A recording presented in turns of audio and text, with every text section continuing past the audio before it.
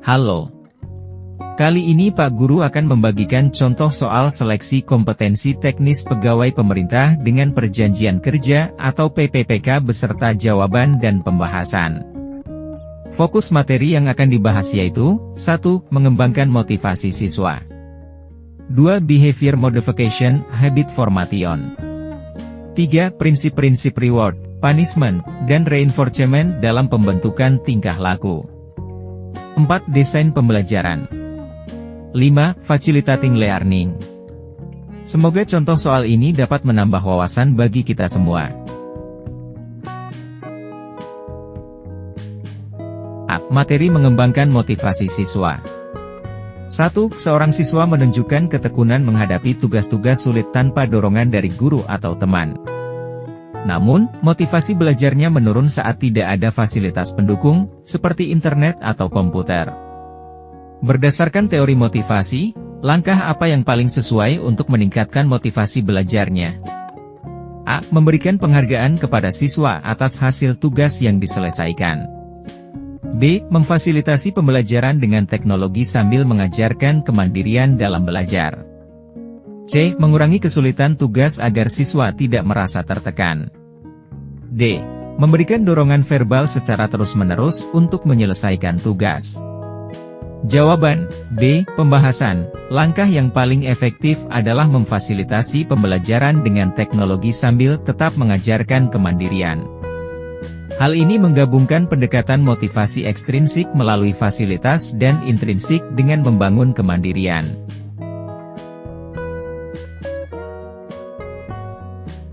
Dua, dalam meningkatkan motivasi belajar siswa, guru menggunakan metode pembelajaran berbasis proyek dan memanfaatkan fasilitas digital.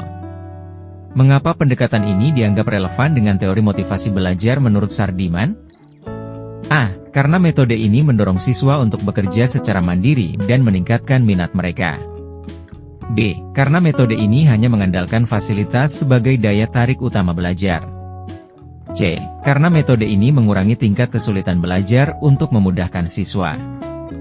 D. Karena metode ini menekankan pada hasil akhir daripada proses pembelajaran. Jawaban A. Pembahasan.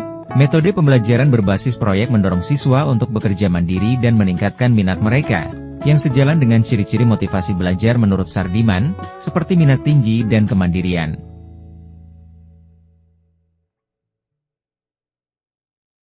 3. Seorang guru ingin meningkatkan motivasi siswa dengan cara memilih metode pembelajaran yang relevan dan menyenangkan. Berdasarkan teori motivasi, apa dampak utama dari pendekatan ini terhadap proses belajar siswa? A. Siswa akan lebih mudah memahami materi karena metode pembelajaran yang tepat meningkatkan fokus belajar. B. Siswa hanya akan termotivasi pada saat metode yang menyenangkan digunakan. C. Siswa merasa lebih tertantang untuk menyelesaikan tugas meskipun tanpa bimbingan guru. D. Siswa menjadi bergantung pada metode pembelajaran tertentu untuk mencapai tujuan belajar. Jawaban A. Pembahasan. Pemilihan metode pembelajaran yang relevan dan menyenangkan akan meningkatkan fokus belajar siswa, mempermudah pemahaman materi, dan meningkatkan motivasi intrinsik.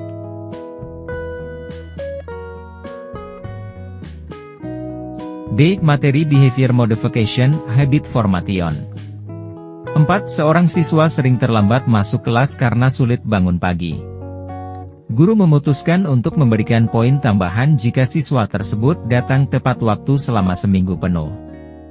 Berdasarkan teknik modifikasi perilaku, strategi ini termasuk ke dalam A. Hukuman, punishment. B. Penguatan positif, positive reinforcement. C. Penguatan negatif, negative reinforcement. D. Modeling. Jawaban B. Pembahasan. Strategi memberikan poin tambahan untuk meningkatkan perilaku yang diinginkan, datang tepat waktu, adalah contoh penguatan positif.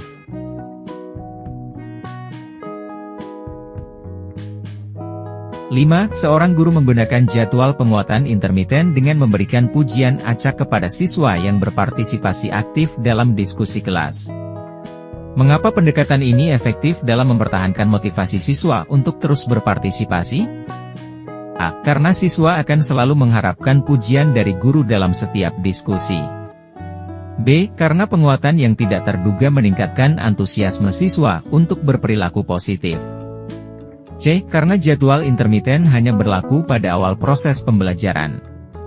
D. Karena penguatan acak mengurangi konsistensi perilaku siswa dalam jangka panjang. Jawaban D.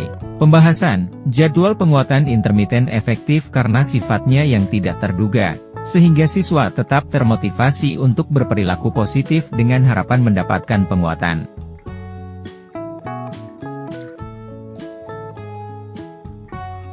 Seorang siswa ingin membentuk kebiasaan membaca setiap malam, tetapi sering tergoda oleh media sosial. Guru menyarankan siswa untuk memulai dengan membaca 5 menit setiap hari sebelum tidur. Mengapa langkah ini sesuai dengan prinsip pembentukan kebiasaan? A. Karena memulai dengan langkah kecil mempermudah adaptasi dan konsistensi perilaku baru. B. Karena membaca hanya 5 menit tidak membutuhkan motivasi tambahan. C. Karena kebiasaan membaca akan langsung terbentuk setelah beberapa hari latihan. D. Karena teknik ini menghilangkan semua godaan untuk mengakses media sosial. Jawaban A. Pembahasan, memulai dengan langkah kecil adalah strategi utama dalam pembentukan kebiasaan, karena memungkinkan individu untuk beradaptasi secara bertahap hingga perilaku menjadi rutinitas. Opsi B salah karena motivasi tetap diperlukan. C. Prinsip-prinsip reward, punishment, dan reinforcement dalam pembentukan tingkah laku. 7. Seorang siswa diberikan pujian lisan oleh gurunya karena berhasil menjawab soal dengan benar di depan kelas. Apa yang perlu diperhatikan agar pemberian pujian tersebut efektif dalam meningkatkan perilaku positif siswa? A. Dilakukan secara segera dan dikaitkan dengan perilaku spesifik. B. Dilakukan di akhir semester agar lebih berkesan. C. Diberikan kepada semua siswa tanpa memandang perilaku tertentu. D. Diberikan secara berlebihan untuk menunjukkan penghargaan. Jawaban A. Pembahasan, pemberian reward seperti pujian harus dilakukan segera setelah perilaku positif muncul agar siswa dapat menghubungkan pujian tersebut dengan perilaku spesifik yang diharapkan.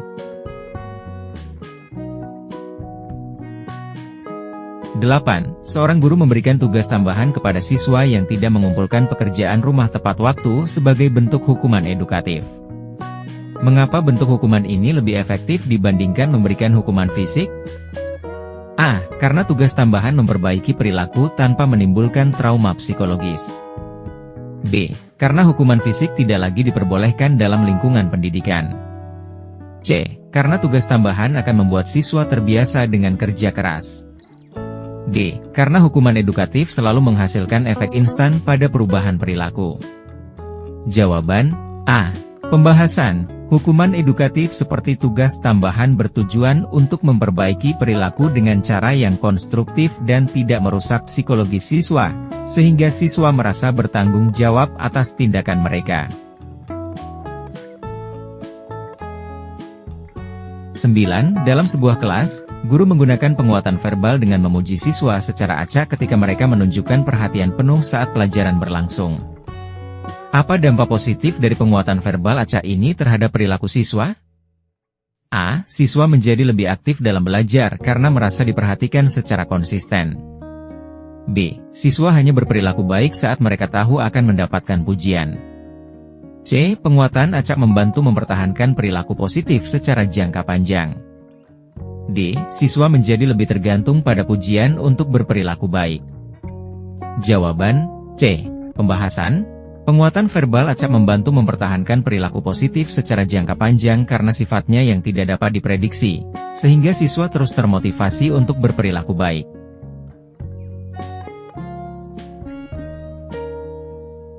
D. Desain pembelajaran. 10. Seorang guru merancang desain pembelajaran dengan mengidentifikasi kebutuhan peserta didik, menetapkan tujuan pembelajaran, dan memilih media yang relevan. Mengapa proses ini harus mengacu pada teori belajar yang telah teruji secara pedagogis? A. Agar desain pembelajaran mudah diterapkan di berbagai konteks pembelajaran. B. Untuk memastikan transfer pengetahuan terjadi secara efektif dan terukur. C. Supaya desain pembelajaran tidak membutuhkan uji coba lebih lanjut. D. Agar desain pembelajaran terlihat profesional di mata pengguna lain. Jawaban B. Pembahasan. Desain pembelajaran yang mengacu pada teori belajar yang teruji secara pedagogis membantu memastikan bahwa proses transfer pengetahuan dapat berjalan secara efektif, relevan, dan terukur sesuai dengan kebutuhan peserta didik.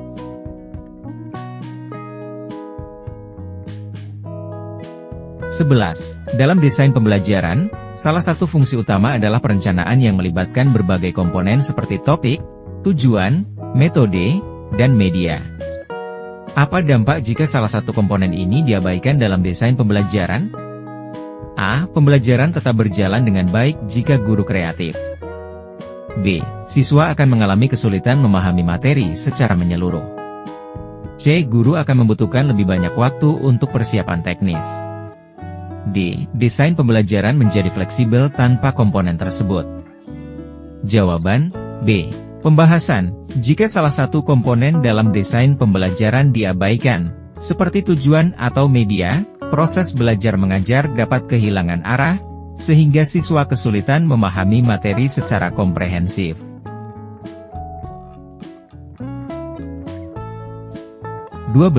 Desain pembelajaran dapat dipahami sebagai ilmu, sistem, proses, atau disiplin. Jika seorang guru memahami desain pembelajaran sebagai sistem, apa implikasinya terhadap cara guru tersebut mengelola proses belajar? A. Guru fokus pada pengembangan bahan ajar tanpa memerhatikan kebutuhan siswa. B. Guru menggunakan pendekatan holistik dengan mempertimbangkan semua aspek pembelajaran. C. Guru mengandalkan intuisi daripada perencanaan untuk meningkatkan efisiensi belajar. D. Guru lebih menekankan pada penilaian akhir daripada proses pembelajaran. Jawaban B. Pembahasan. Memahami desain pembelajaran sebagai sistem berarti guru melihat proses pembelajaran secara holistik, mencakup bahan, media, metode, dan evaluasi yang saling mendukung untuk meningkatkan kualitas belajar.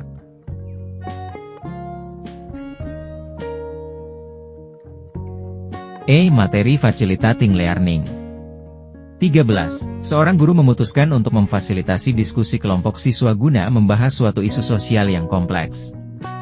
Apa tujuan utama dari strategi ini dalam konteks facilitating learning?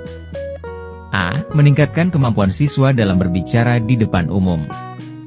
B. Membantu siswa mengembangkan keterampilan berpikir kritis dan analitis. C. Menilai sejauh mana siswa memahami konsep yang diajarkan. D. Memastikan siswa saling berbagi informasi untuk melengkapi pemahaman mereka. Jawaban B. Pembahasan. Diskusi kelompok dalam facilitating learning bertujuan untuk mendorong pengembangan keterampilan berpikir kritis, analitis, dan pemecahan masalah. 14. Dalam memahami kebutuhan siswa, seorang guru menyadari bahwa sebagian besar siswa lebih tertarik dengan pendekatan berbasis proyek daripada metode eksposisi. Bagaimana guru tersebut dapat memaksimalkan perannya sebagai fasilitator pembelajaran? A. Memberikan ceramah lebih sering agar siswa dapat lebih memahami teori. B. Membuat tugas proyek yang relevan dengan kebutuhan dan minat siswa. C. Meningkatkan evaluasi formal untuk mengukur pemahaman teori siswa.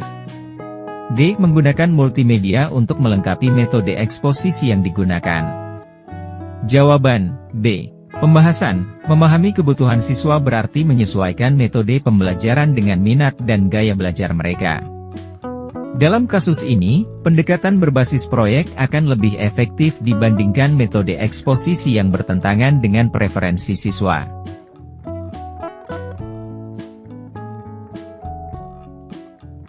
15. Evaluasi pembelajaran dilakukan oleh seorang fasilitator untuk mengukur kemajuan siswa. Apa manfaat lain dari evaluasi ini dalam konteks facilitating learning? A. Memberikan data untuk menentukan ranking siswa di kelas.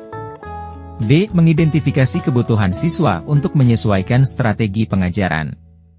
C. Meningkatkan efisiensi waktu dalam mengelola kelas. D. Memastikan siswa mematuhi aturan pembelajaran yang telah ditetapkan. Jawaban B. Pembahasan. Evaluasi pembelajaran dalam konteks facilitating learning tidak hanya mengukur hasil, tetapi juga membantu guru memahami kebutuhan siswa untuk menyusun strategi pembelajaran yang lebih efektif.